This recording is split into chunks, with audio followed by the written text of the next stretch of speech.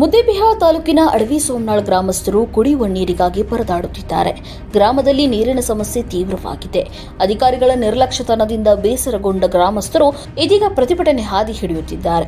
ಹೌದು, ಇದು ಅಡವಿ ಸೋಮನಾಳ್ ಗ್ರಾಮದ ದ್ಯಾಮವ್ವನಗುಡಿ ಓಣಿ. ಇಲ್ಲಿ ಕುಡಿಯುವ ನೀರಿನ ಸಮಸ್ಯೆ ದಿನದಿಂದ ದಿನಕ್ಕೆ ತೀವ್ರವಾಗುತ್ತಿದೆ. ಗ್ರಾಮಸ್ಥರು 8 ದಿನಕ್ಕೊಮ್ಮೆ ಮಾತ್ರ ನೀರು ಪಡೆಯುತ್ತಿದ್ದಾರೆ.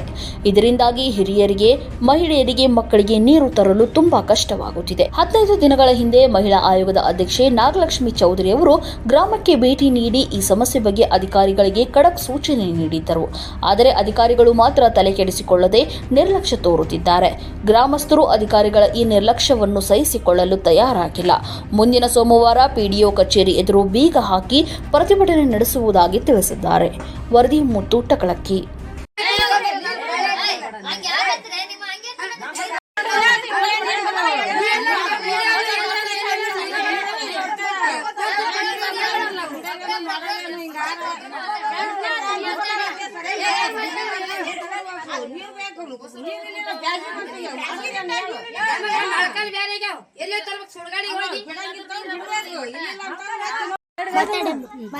ಈಗ ನಮ್ಗ ಕಾಲು ಬ್ಯಾನೆಗೆ ಹೋಗ್ಯಾವ ಹಾದ ನೀರು ಕುಡಿತೀವ ಯಾವ ನೀರು ಬಿಡ್ತೀರಿ ಏನು ಸುಡ್ಗಾಡಿ ಮಾಡ್ತೀರಿ ಎಲ್ಲಿಗೆ ಹೋಗ ನಾವು ಸಾಯನೇನು ಹಾದ ನೀರು ಕುಡಿ ಸಾಯಕತ್ತೇವು 2 ದಿನ ಕುಡಿದಿರಿ ನೀರು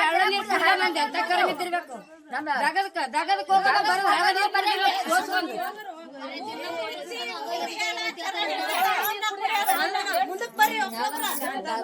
ಅಲ್ಲ ಊರ್ ಯಾರು ಚರಂಡಿ ಅಲ್ಲಿಗೆ ಹೋಗಿ ಅಂತ ನೀರು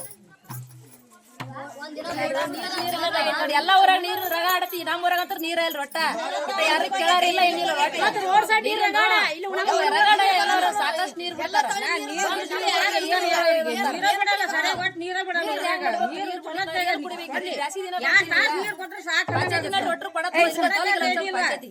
ಕೊಡ್ರಾಗನ ಒಂದ್ ತಾಸು ಕೊಡ್ರಾಗನ ಬಂದ್ ಮಾಡಿಬಿಡ್ತಾನ.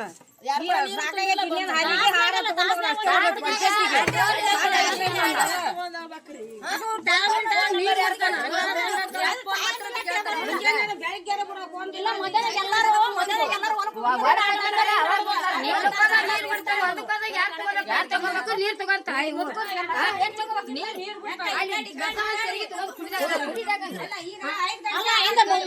ಮೊದಲ ನೀರ್ ಕೊಡಗಂತವ ನೀರ್ ತುಂಬಿಕೊಳಕ್ ಇವ್ರಿಗೆಲ್ಲ ಅದು ವಯಸ್ಸಾದವ್ರಿಗೆಲ್ಲ